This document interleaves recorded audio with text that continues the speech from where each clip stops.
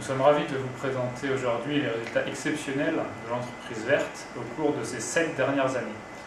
Nous tenons avant tout à vous remercier, vous, les actionnaires, pour nous avoir fait confiance et avoir cru en nos projets et nos capacités à nous démarquer sur un marché des télécommunications toujours plus complexe.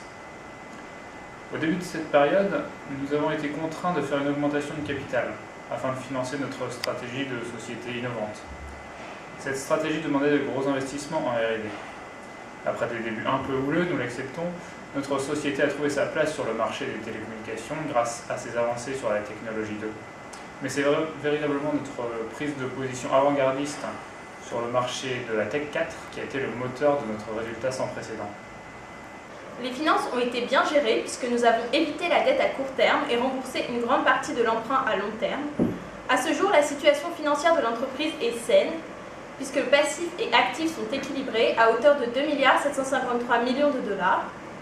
La dette est de 409 millions de dollars, dont une grande partie est représentée par l'emprunt à long terme, et notre trésorerie est suffisante d'environ 1 778 millions de dollars.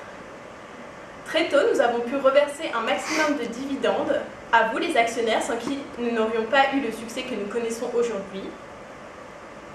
C'est ainsi que nous avons reversé en moyenne, durant ces dernières années, plus de 11% de nos bénéfices, là où nos concurrents ne dépassaient pas les 5%.